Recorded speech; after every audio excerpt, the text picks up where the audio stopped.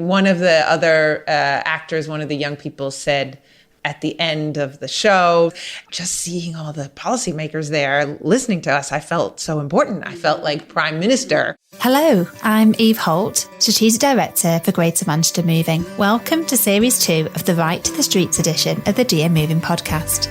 There are things that we can all do to create safe, joyful and welcoming streets, parks and public spaces where all women and girls feel they belong and are invited to be active. Together with GM Moving colleagues, I've been working with people and partners in Trafford, Greater Manchester to do just this. 3, 2, 1, action! Oh my God! We live here, our families are here, and we want this to be a safe space for our children to grow up as well. You'll hear from lots of the people and partners involved, including local citizens, community leaders, politicians, commissioners, sports organisations, artists, comms experts, facilitators, performers, and many others who've all been playing an active role as part of a whole system approach to women's safety, shifting the dial from fear to freedom.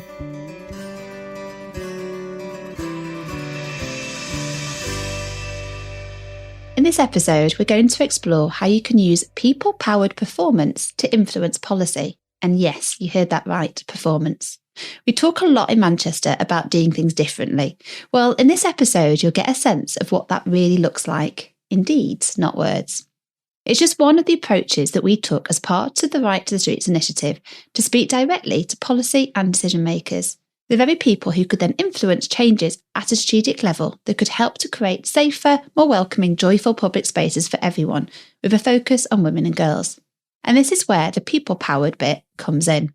We used a practice and process called legislative theatre to make this happen. So what exactly is legislative theatre? It's quite a tongue twister. So let's turn to Katie Rubin. She is a fantastic legislative theatre practitioner. As well as being an absolute superstar all round, Katie worked with us and a team of local cast members over a really fun 3 months to make our people-powered performance take place in North Trafford. Legislative theatre comes originally from Brazil in the 1980s and 90s out of an activist theatre practice called Theatre of the Oppressed that's used all around the world. And in legislative theatre in particular, we're thinking about a participatory and joyful and community-led policy-making or decision-making process that could happen with governments, with organizations, with communities, with institutions. But the basic idea is that people who are impacted by a problem in their community, in their neighborhood, in their city, come together to make a play about that problem, about their experience of it, their lived experience. So the people who are impacted by it are the actors. That's really key. And then they bring together their neighbors, their friends, and people who make decisions and policies and rules about those problems into an audience of engaged participants. We call them not just spectators, but spect-actors, because they are invited to come on stage and test out ideas to address the problem. And then those audience members, those spect-actors, turn those improvisations, those testing ideas into policy proposals. And then we work together with the policymakers and decision makers in the room to actually transform those into real, ready-to-go proposals. And we get commitments to action for what's going to happen next. So that's legislative theatre in a nutshell. So we'll hear more from Katie and some of the participants in a bit. Now you know what legislative theatre is, I want to set some context as to why we use this as a way to speak directly to policy and decision makers. We know that national and local policy and law have a direct and indirect influence on the way our streets, cities, transport and services are designed and managed, and how our resources are prioritised. So understanding what laws and policy are in play, the key levers for change and who has their hand on them, is key to this work making a long-term difference. As well as unpicking the impact policy decisions have on the ground in practice and finding ways to bridge the common gap between decision makers and the people those decisions will impact. Exploring these questions with policymakers and decision makers from Trafford Council, GMCA, GMP and Transport for Greater Manchester, alongside local people and partners, was therefore a key part of our approach, to include experimenting with a performance-based form of participatory policymaking, legislative theatre. So now you know the what and the why, let's delve into how we did this. So I'm at the Greater Manchester Combined Authority headquarters, and I'm joined by 3 people who were an integral part of bringing the legislative theatre approach to North Trafford. Hi, I'm Mike, I'm 17, and I am part of the cast of this theatre project. I'm Nadia, I'm 32, and I was a cast member. I'm Katie Rubin, I'm 37, and I am a legislative theatre practitioner, and I helped design and lead this process. As Katie said before, legislative theatre starts with a problem, and this could be any problem that's affecting or impacting the lives of people in a community. So for Right to the Streets, we start with a problem that people don't feel that our streets, parks, public spaces are necessarily safe, welcoming, joyful places for people to be and to be active. So I was really interested to hear what other problems Katie has worked on using legislative theatre. Here in Greater Manchester, there's been a big project using legislative theatre to co-create Greater Manchester's first ever homelessness prevention strategy in 2020 and 2021, which involved 35 actors with experience of homelessness, creating 3 plays about all different barriers in homelessness services, in funding and commissioning cycles, in the intersection between structural racism and homelessness, which came up with 23 proposals that are all part of the homelessness prevention strategy and has led to millions of pounds of spending and new hires, people with lived experience in management roles in the GMCA, and people with lived experience of homelessness training councils across GM in trauma-informed practice, so all kinds of things. There's also been legislative theatre about climate responses in Glasgow City Council, about access to culture, about health and mental health in Greater Manchester as well as in other places. So really any issue where, again, as you said, people are having a problem and it relates to how services or how we get what we need in that city, in that place, health, housing, food, climate, all those kinds of things. So there's a problem and there's a process. So Nadia, what attracted you to get involved in this in terms of both the problem and then the process of legislative theatre? So I've done theatre before, so in university. Legislative theatre wasn't something that I knew much about. Right to the Streets wasn't something that I was familiar with. I'm familiar with theatre, and that's kind of what drew me in to it initially. It felt that it was something where I could combine my love of theatre with also potentially making a change. And that's kind of what I want to do with my own theatre and my own theatre making. And so it was perfect for me to be involved in. And then as I went through the process, I came to realise that it was something that was actually close to my heart and to my experiences. And so it was a perfect fit. And I realised that through that I could actually, start to make some changes. And we've heard about some of the changes that flowed from previous ones, and we're going to get to that later to see, well, what difference is this going to make? So, Mike, what drew you to both the problem and the process? I had no clue what legislative theatre was until I got there. It was a really good experience because I didn't know that you brought your own problems into it. Your own problems is how it all works and it's how it all changes and everything.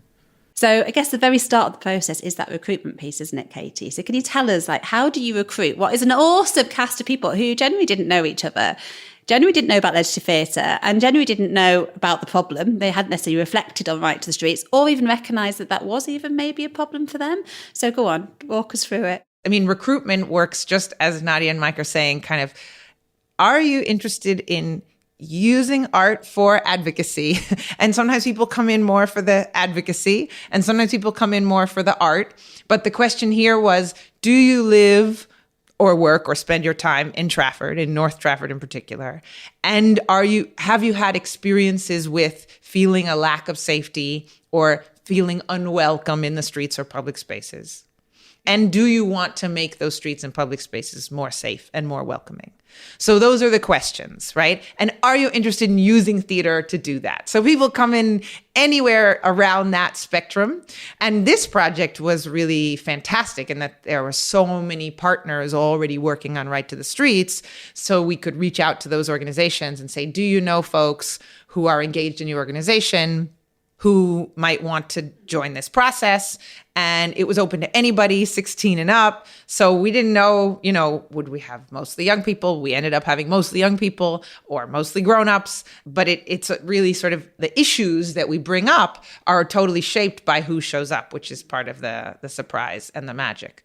So yeah, that was the recruitment. And there was no other qualifications or requirements necessary other than being able to be there for those times, having that lived experience and the interest in those strategies. There is magic. I mean, honestly, watching you as a cast, both in the dress rehearsal and then perform, you would not think this is a group of people that didn't already know each other, just the way you all spark off each other and a point of connection. And that in itself, when we talk about change, relationships are often the key to how things change. And bringing different people together, doing something different, having a different conversation is basically the root of system change. So it's there already in that magic. We just had our cast party a few days ago, and a bunch of people said, or really it was just echoing over and over, that in addition to the policy proposals and the process and the play, that getting to know people that you wouldn't have necessarily been in a room with, and how well a group works together who are all Trafford residents, but adults and young people, and then coming together and working so well together and making new friends, which was beautiful. And it was really fun that everybody didn't know each other and people were coming from different places. What test? Yeah, the test we did last week, man. What? Oh my God, I've been doing so much. There were people who have never done any acting. There was a young woman in the cast, Sidra, who came in absolutely because of her experience and already having dipped her toe into advocacy around public safety in the streets and particularly street harassment, and is in high school, but really wanted to have this opportunity to change the rules and the policies to make it safer for all women and girls. Another person who is working on this project doesn't consider themselves an actor, but again, thinks, and this is something that I think about really important, thinks this sounds like a fun way to address something that's not fun, that's very serious. And I believe, that the revolution has to be fun, and we're not going to show up, or I always speak for myself. I'm not going to show up if doesn't have to be always fun, but if fun and joyfulness are not prioritized, right, and centered, and that's going to bring us together. So that, I know, was one of the compelling opportunities, was to have fun looking at something that's actually very serious and urgent. So Nadia and Mike, in the performance, you point to a whole load of different problems in this space. So can you talk to us about how you came up with, in the end, this performance that highlights so many different issues around Right to the Streets? Like, how did you, as a group of people that haven't met before, you haven't necessarily engaged in this subject, get to that stage of having a story to tell? We just reflected on our own experiences, and we brought our own experiences to the performance, and that's how we shaped it. Because if none of us had the experience of going through safety on the streets and Right to the Streets and everything, we wouldn't have had a performance. We wouldn't have shaped it of how we did. And obviously everyone had completely different experience. Everyone came from different backgrounds and where they came from and everything. And that's how we came up with all these different problems, all these diverse ideas. I mean, I think one of the things that we did was still images of how we felt about our area. I know some of the images that I did was a lot of gang-related images, because that was my personal experience, to do with gang violence and all that. Yeah, absolutely. And then those images, we started to see connections and build solidarity. And from there, as Mike said, telling stories. Yeah. So there's lots of different parts of the creative process. So you're actually using lots of different forms of art as well in this process, not just ultimately a performance. And what about for you then, Nadia? I came in a bit later into the process. So a lot of the cast, they had kind of spoke about their experiences already. However, I remember doing activities where we kind of thought about the sounds in the park, and we did these sounds ourselves, just to get a sense of how we felt in situations. Some of the sounds were catcalling, certain things that we'd hear rubbish on the floor, and we made these sounds with our own mouths, just so we could really sense and feel the environment and how we feel when we're in these parks, and how our safety and things like that. So there was a variety of different ages, and what I noticed was particularly some of the young women's experiences were actually the same as the experiences that I had had like 15 years ago, almost identical, which was very telling, and that actually made me think, wow, there's really not been much change in all that time. And, these experiences are very similar for all of us throughout our different ages. And that felt really important to have people at different stages of their life, really, and with different experiences from different demographic groups, because in the end, everyone's relationship with the city, with the street, can be very different, and it does change over time. And so many people we've heard through this project and bringing together generations, people have gone, oh, well, I think it's got a lot better.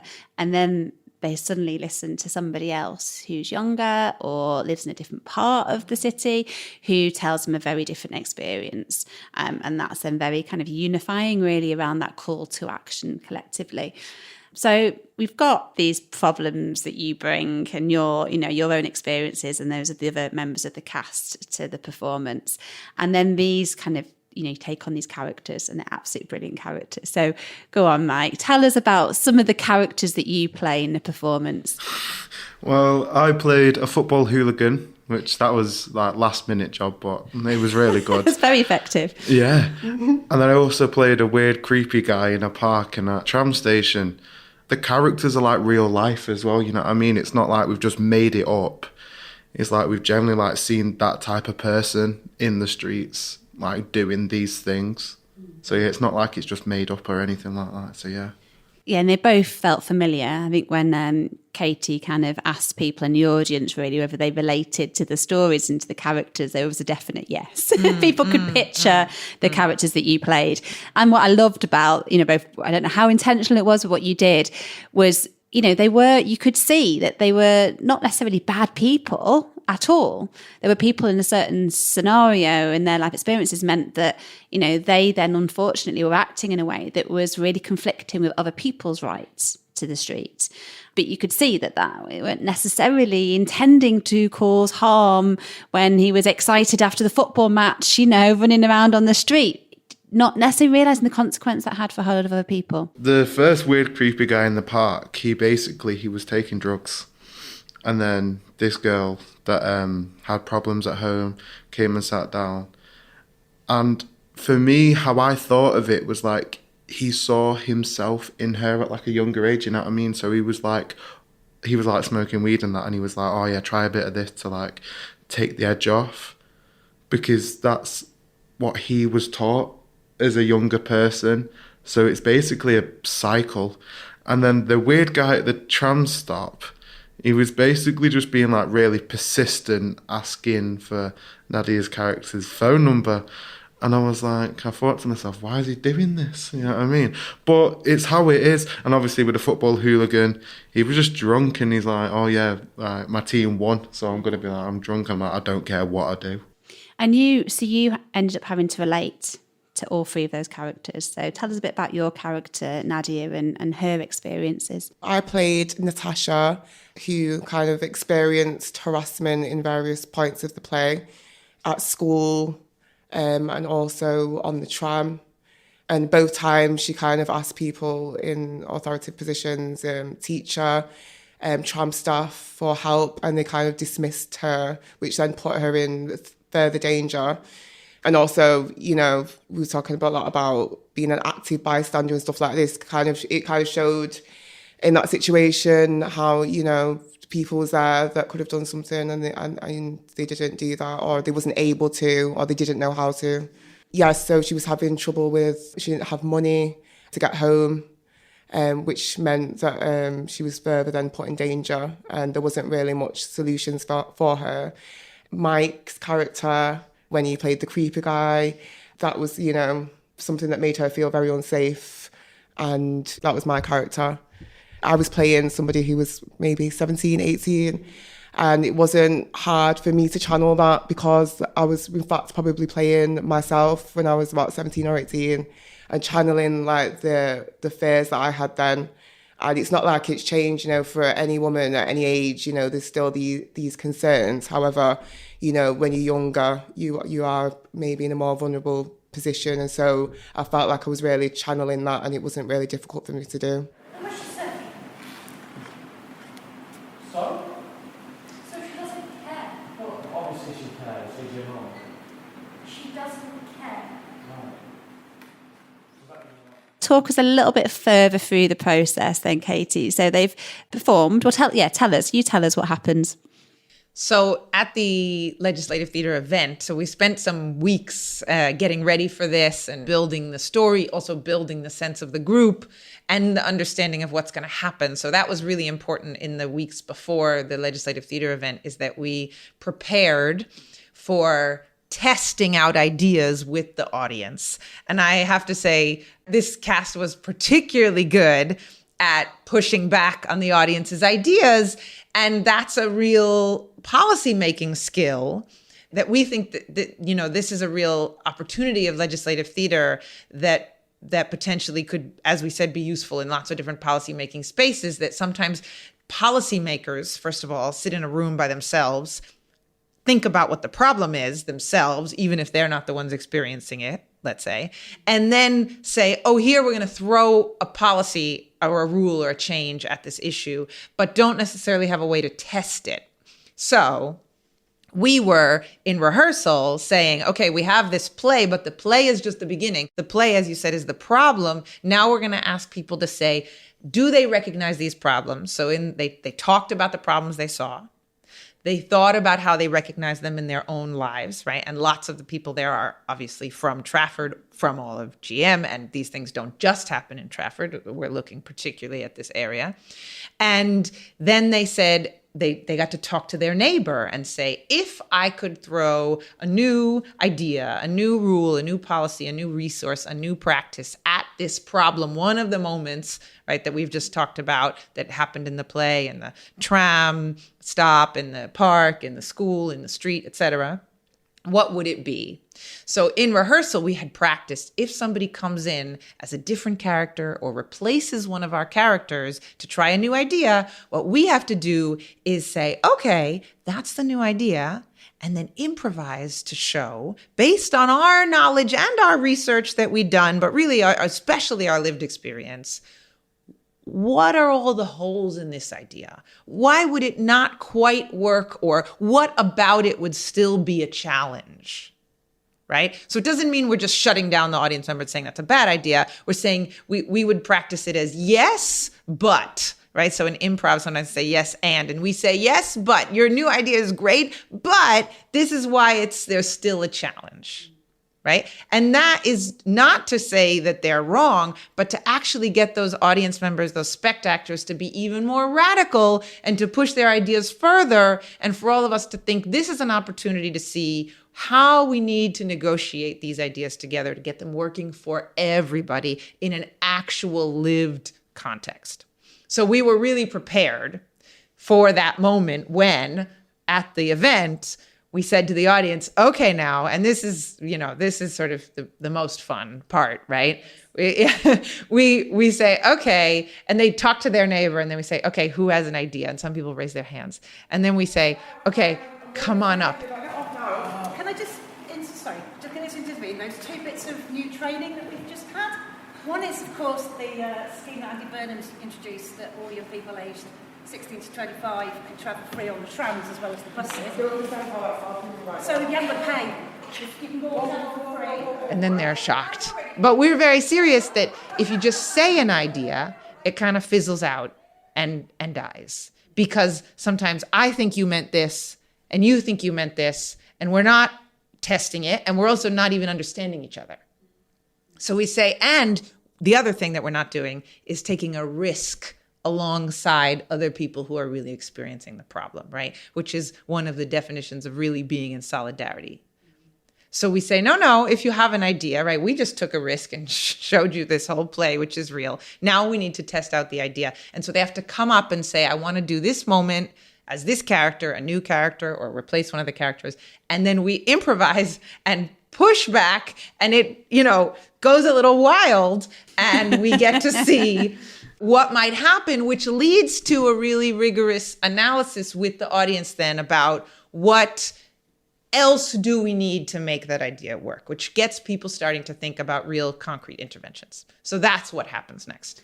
And that's the point that it shifts, isn't it? And it's a big shift in energy in the room when suddenly they realise what you meant at the beginning when you talked about them being spectators, yes, and not people that are just going to observe passively. It becomes a very participatory process, and the cast kick in. My goodness, that is just such a joy to watch, because the fun that you have at that point where this person suddenly discovers that they have to be part of it, and they can't just make suggestions passively from the sidelines. They have to embody it, and that's the difference, isn't it? And that leads to a much greater sense of ownership and commitment for the problem and the solution, and they join the cast and they try and test out their idea, and you play with them and have so much fun in the process, and the whole audience then, really can see kind of come alive, really. And thankfully, I think we had 4 different people all come and test out, different potential solutions, which got worked through. So yeah, brilliant. So they all intervened at different stages and different suggestions. Can we pick one of those and just tell people what they did? What was their suggested solution, and then what happened? Well, Ben was the first one, and he chose the bit where the football hooligan came out, and it was so funny how he did it, because obviously he was the first person. He had no clue what he was doing, really, you know what I mean? And then obviously I came out doing my football hooligan stuff, and he just stood in front of me and started celebrating with me, and I was like, what's going on here? I'll go with it. It worked. I can't remember if the people at the tram stop, they left, or did they stay? I think they left. They left. Oh, they for a while they were watching to see what was happening, right? Yeah. That's what I mean. So it worked. It sort of worked, because it took the attention off them and it brought the attention on him. And I think that's where the bystander training came in, because obviously he wanted to do something, but he had no clue what he was doing. So he just did it. And I was like, right, okay then.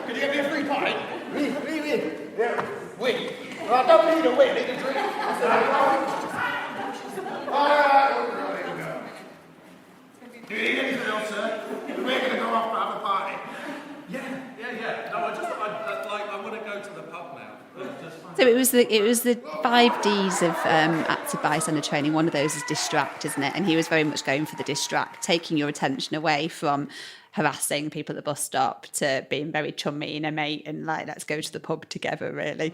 What were some of the problems that then occurred when he tried to do that? It created more of a scene.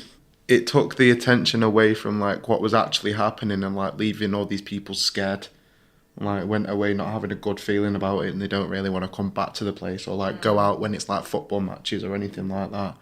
So that's the bad thing that happened, really. Yeah. Yeah, in a way it kind of potentially or escalated the thing so that so it takes up even more space. So it did take the attention away from the women sitting at the tram, right? So it led the audience to talk about the sort of nuance of bystander interventions and what does it mean to distract, but then will it escalate or de-escalate? And I think it led us to think about the kind of actually needing that training. And then there was also the conversation, I think this was something that spectator Ben was going for, was to think about how do men think about looking out particularly for other men's behavior, and what kind of training or support do men need to think about how to talk to other men and how to reel them in or call them in, as we say, And so there was a conversation, if it was just women, if there hadn't been any men, that maybe that particular intervention wouldn't have been safe. So that was an interesting conversation. So we've done that. They've come and they've tested out their ideas. Just a little bit. How's that for you two at that point in the process? We did kind of go over this in our rehearsals, so we practiced like how it would be. And, you know, sometimes you have to be careful not to go overboard and kind of make sure that you actually let people, you know, show their idea. But yeah, it's fun as well.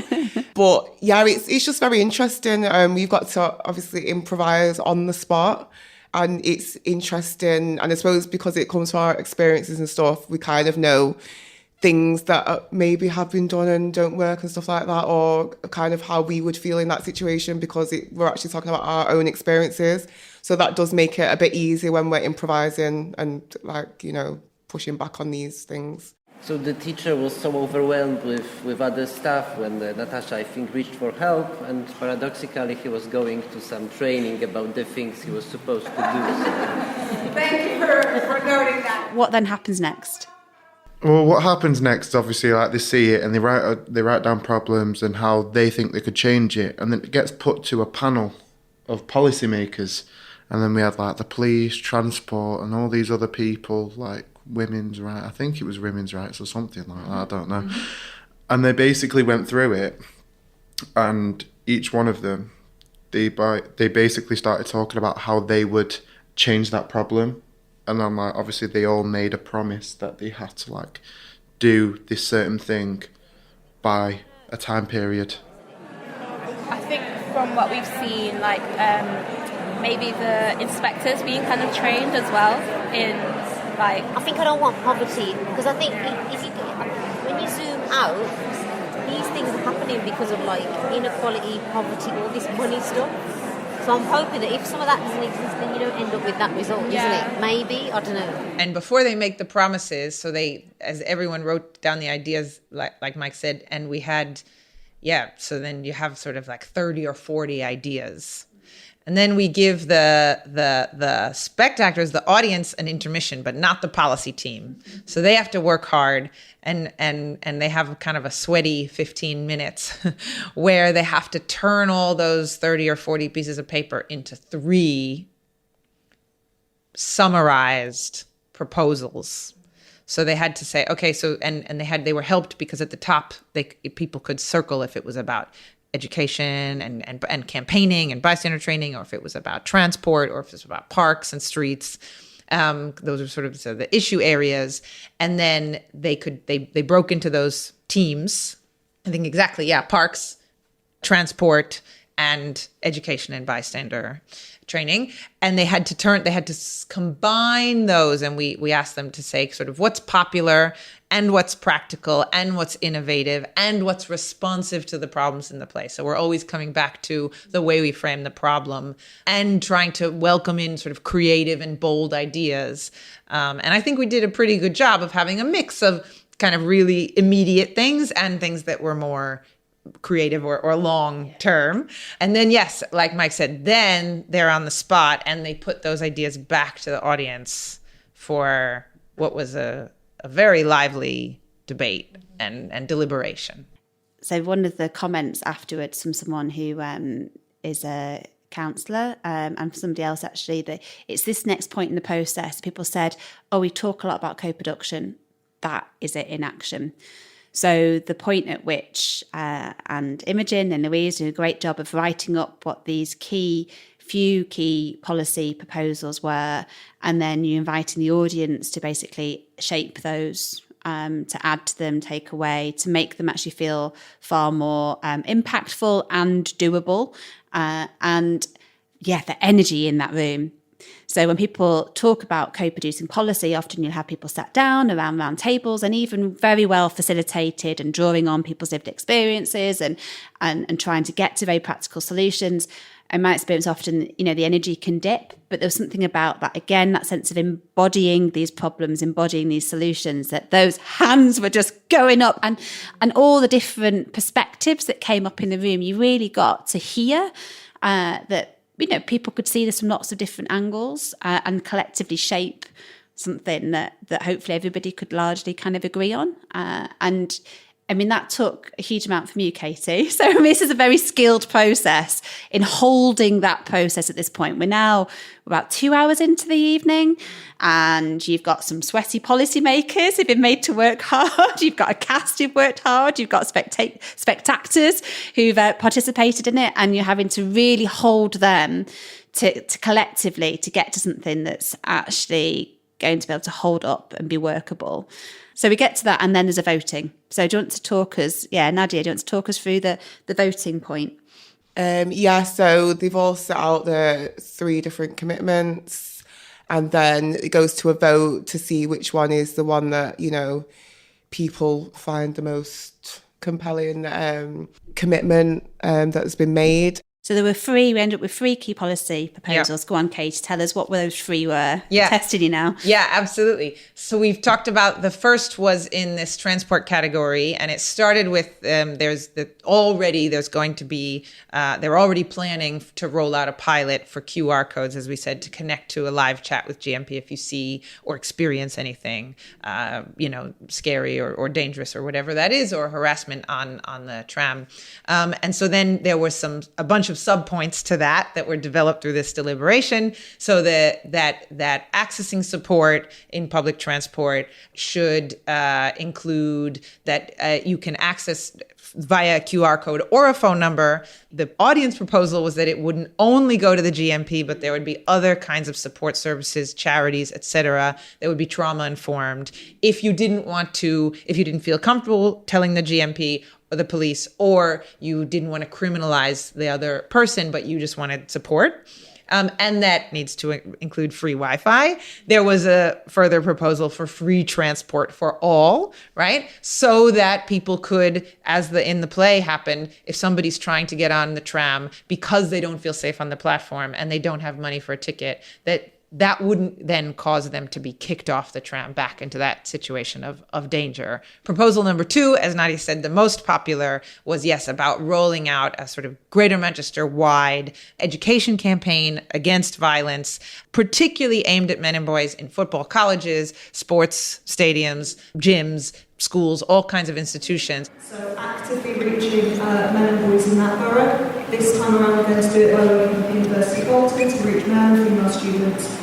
And I loved what this young lady said about this is okay, not is this okay? So one of my commitments is to talk to you and learn more about that idea, because I think that just sounds really energising and fantastic. But specifically bringing men and boys into this space to talk about, I've got down here, positive masculinity, putting that as well. In the audience was really, really interesting, and was taken up by was interesting to the policymakers, that it shouldn't just be showing what we don't want to see, but that we can frame that positively in what we do want to see. And then another part of that proposal was that alongside that, there should be active bystander training available to all GM residents, and that should also be an awareness campaign, videos, apps, face-to-face, etc., and that public service employees can be the ones who are already in those positions physically in those spaces and should be getting that training and delivering that. And I think that's really, really key, that they should be frontline active bystanders. The third, which was the second top priority with the green and red cards voting, got the second most green cards of the audience, was about activating parks as programming spaces, so that youth workers should be in parks, and if there's any built spaces in parks, using those built spaces, sheds, barns, but also outside in the park, turning those parks into spaces where there's programming for young people, and not only young people, and that the kind of volunteer and neighborhood groups and the Friends of Parks groups that are already engaged, that small grants and small amounts of money can allow them to do a lot of work in beautifying, cleaning up, and running programs in the park. And that there was a particular audience priority that those funds should go to youth workers and programs in the park before more police officers or uniformed officers in the parks. So those were the 3 policies and the priorities that were that through the voting, and there was a lot of energy around the voting. And people were also invited to raise a red card if they had any dissent, anything that hadn't been said already that they thought could really cause a problem. And you actually, I think, Nadia, you raised a red card with a really good point about young people reporting things they see in the parks and not having to go through their parents, or their parents not having to know kind of if young people have seen something, and they should be able to communicate or report about what they've seen without having to tell their parents, I think, because that was one of the bits in the play, was also that the young women were in the park, but their parents didn't know they were there, primarily because that park had a reputation of being unsafe. So how do young people, how are they able to engage with the authorities about what's going on without necessarily getting in trouble generally? So that process was brilliant. We then end up with our policy panel. So as we said, we've got some people there from GMCA, from TFGM, from Greater Manchester Ageing Hub, from the Women and Girls panel, from GM for Women, who've missed. GM Police. GM Police, GMP. So fantastic array of policy makers. Oh, and Trafford Council, of course. And Trafford Council, thank you, yes. Who all then were asked to make one commitment that on the back of those kind of free policy ideas, what is really within their influence. So it's not expecting them to be able to say, yes, I'll make that happen, because that's not necessarily within their power, but recognising their proximity to power, to other policymakers, to politicians and others, that what can they do that's within their influence. And then they all made a commitment, which will be going back to them and checking in. Yes, so they have to report back on what they did and what came out of it. And before that, the proposals for our listeners who want to follow along are going to be live for anyone to see on the GM Moving website. And then we will publish an update on the actions that policy team has taken and where that's led. Obviously, that's a first step, and it needs ongoing engagement, which might lead us to our next question. But, this is, even if the project ends, it's a long-term push. And so how are we going to use potentially the energy that we've created, or even the sense of community that we've created, or even these stories and these scenes to kind of continue to push those policy makers forward towards those commitments and those proposals. Yeah, great. So the next question really is, so what? So part of that so what is there's this clear accountability process for those individual policymakers. I guess another part of the so what is that what we believe is that because they've participated in that process for 3 hours, that even without that accountability, that they've got a sense of ownership and responsibility for those problems and solutions. And they might do more, go above and beyond what they've committed to in that spur of the moment, but they're probably more moved to have conversations with other people, to take action, and with a much wider lens on all the different perspectives that they've heard during that evening. But it'd be lovely to hear from each of you. What do you think? What would you like to see? What impact has it had, and what would you like to see going forward? So I'm going to come to you, Mike, first. What would you like to see happen, and anything that already has happened? I think one of the things that we didn't talk about was the people in the parks, like non-uniform people. I would like to see that, because when uniform people go into parks, it's like, oh yeah, I'm a authority figure, I'm gonna tell you what to do and all that. But if you see someone that's like non-uniformed, like identifies themselves as like, oh yeah, I'm working with this charity or doing this with this person, then I feel like young people are more likely to speak to them, because I feel like nowadays the young people have a lot of trust issues with authority, like for the way that like we've been treated and all that, like as a generation. Yeah. I certainly left with a sense of the potential with park groups who are local citizens, who are really present in parks and places. They really care. They're part of a neighbourhood. How different would you feel if they were trained as active bystanders? Feels like a really practical, doable thing. Well, the example is, I used to do rugby when I was like 14, 15 and that. And then obviously rugby lads catcall a lot. You know what I mean? And that, like, it annoyed me. But they thought it was fun because of the age, you know what I mean? They didn't know, like, it was wrong and all that. And I would, like, really like to see, obviously, the bystander training with, like, the men and boys because of that issue. Because a lot of younger boys and men, they don't actually understand that it's wrong. They think it's just fun and it's for a laugh. But then as you get, like, older, you realise. Plus, I feel like obviously with that as well, a lot of people, they come in groups, like, and obviously for like either like a young woman, it's really intimidating for them. Like, it's not like, oh, you're just gonna go and like ask for the number or whatever. You've got like a full group of people like catcalling and all that, and like 9 times out of 10, they're from like 14 to like 18. You know what I mean? Or maybe like a little bit older. And it's like, it is really intimidating, even though like the kids, it's still intimidating. So that's why I feel like that really needs to be like a thing that actually happens. Yeah, great example. I'm glad you brought that one up. So we'd like to see, so we've had some of MU Foundation have engaged in active bystander training and Lancashire Cricket Club as well, but only some of their staff, whereas the potential of that was their whole workforce, and also those contractors that come and marshal games and all their supporters networks and all the players themselves and their networks. Like, wow, how transformative could that be? That could be really exciting. So Nadia, for you, anything that has changed for you in the process that you think it's been impactful already, and anything you'd like to see going forward? Yeah, I suppose I'd like to see like more of this energy and community spirit, kind of people coming together and looking out for each other. And I think what was really key for me is the way, you know, people was able to, you know, through theatre, through seeing these things, kind of like, it's like you're being transported to the streets. And so, you know, people were coming up to me afterwards and saying, oh, like, thank you. And like, I was moved by this.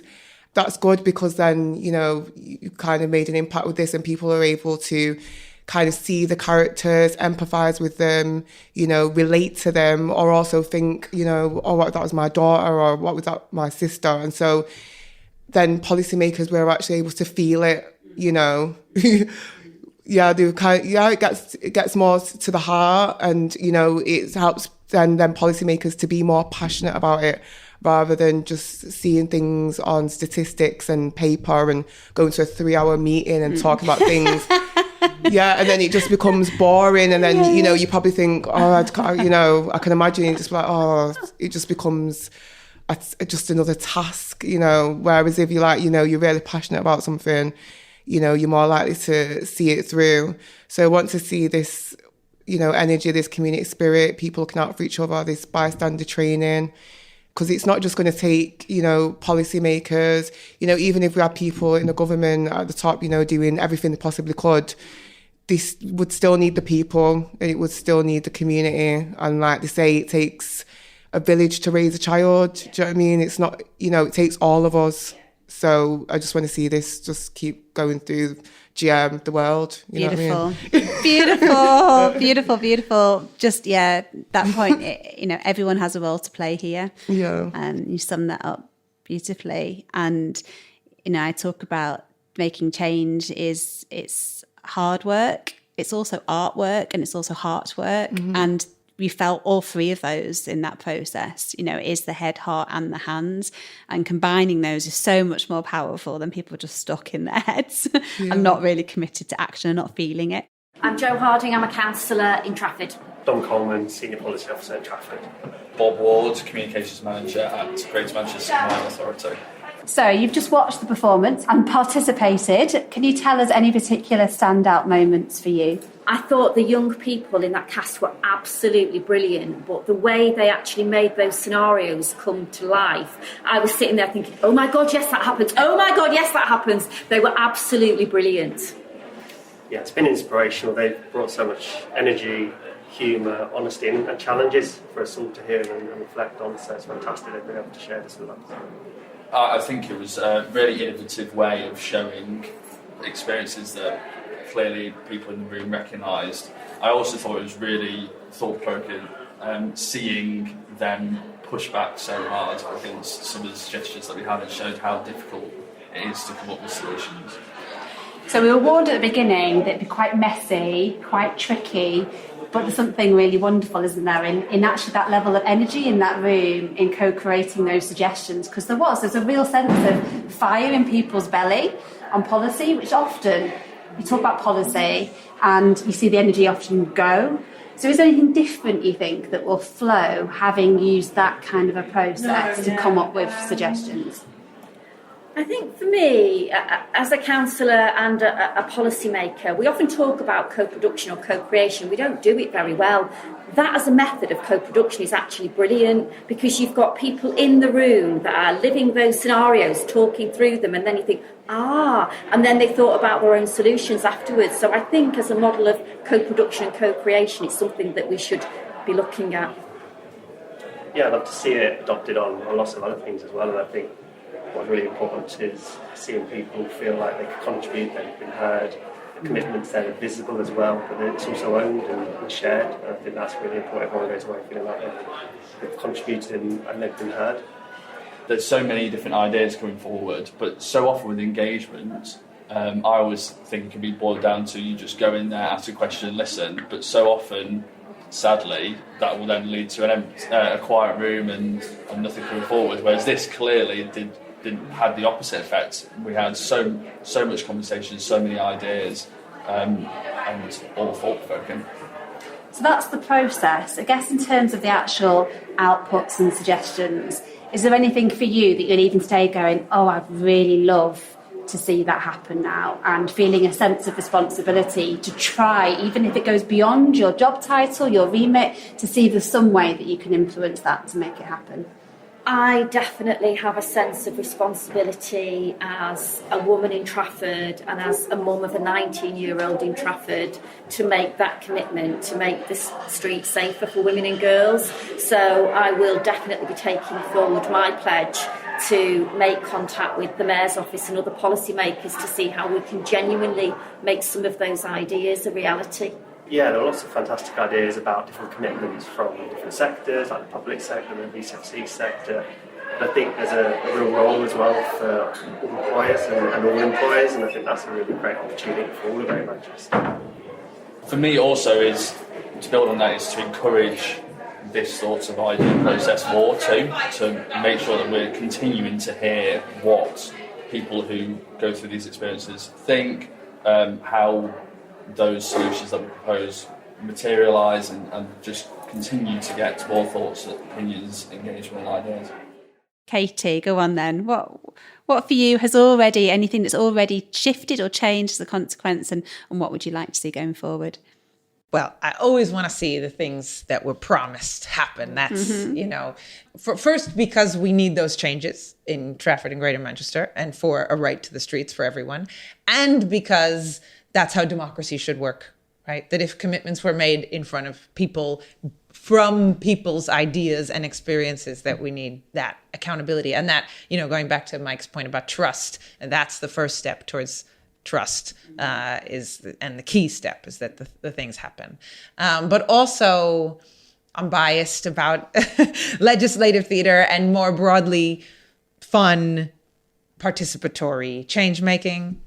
And one of the other actors, one of the young people said at the end of the show, just seeing all the policymakers there listening to us, I felt so important. I felt like Prime Minister, she said. And I think that there's a movement here, there's a right to the streets movement, and there's a growing movement that involving legislative theatre in right to the streets and all the ways that it's been happening in Greater Manchester in particular is showing this sort of progress that we believe that every human being is a policymaker. And is a decision maker and is a policy expert, in that we all are living here and we all know what it is to live here and we're all impacted by these rules and policies and practices and laws. And therefore we know how they work or don't work. And therefore we also know how the new ideas will or won't work. And we're already walking down the street all the time with ideas about what could, be different. And so what now I dream of continuing to break down the difference, right, between policymaker and resident until, all of us who've just now come into the GMCA offices for our first time actually would be here all the time, because part of our job as residents would be to come here and make rules and test them and see how they work and evaluate them and have that power always and not just on one day of the year. I would love to see you all here all of the time and others. Yeah, seriously. Wow. Goosebumps. Just, thank you so much. I've loved this conversation. I've loved the process. I've loved working with you all. Massive shout out to the whole cast and everyone who's been involved in making this happen, because it was phenomenal and very well received. And I'm sure it is just the end of the beginning of far more that's going to come. So thank you very, very much. I know you all need to jump on buses and bikes and get your active souls in gear and get on with your journeys. But thank you for coming here today, and you're welcome back here anytime. Thank you. Thank you. Thank you. Wow. Goosebumps again. I loved that conversation and I loved the process and working with everyone. A massive shout out to the whole cast and everyone who's involved in making this happen, because as you just heard, it was phenomenal. I say lots and lots throughout the Right to the Streets podcast series that this was just the end of the beginning. And it really is, because the ongoing ripples are phenomenal. Since the legislative theatre performance took place, there's already been progress on a number of fronts. For example, Transport for Greater Manchester have now installed the QR codes linking directly to live chat on the back of tram seats. This enables people to report any incidents they're having of harassment whilst travelling around safely. Messages and posters have also been put up across the Greater Manchester Transport network calling out sexual harassment. For example, stating that catcalling is sexual harassment, and they're now looking at how they can further spread active bystander training across the workforce. GM for Women has stepped up its focus on allyship to include sessions at all future events, supporting more men and boys to play their full role as allies. And we are collaborating with Greater Manchester Combined Authority on the Is This OK campaign combating harassment. And they're drawing on the Right to the Streets learning to help spread active bystander messages and training, which is fantastic. So that's it for this episode. A huge thanks for listening. Keep a lookout as the ripples continue. Legislative theatre is just one of a number of tools and techniques that we used to facilitate people's participation through the Right to the Streets work. Different methods work well, depending on the purpose, the people involved, the time and the space available. If you are looking to facilitate a participatory process, be that for policy making or for other outcomes, the time spent designing a good process that you can then trust is time very well spent. Think fun, be creative, and design in the space and flexibility for things to shift and change and for new ideas to emerge. This podcast and the whole of the Right to the Streets project is just the start of the conversation, so we'd love to hear from you. Have you tried and tested different forms of participatory policy making or decision making? A citizens' assembly maybe, or participatory budgeting? What's your experience? Let us know and we'll share your thoughts on future episodes of this podcast.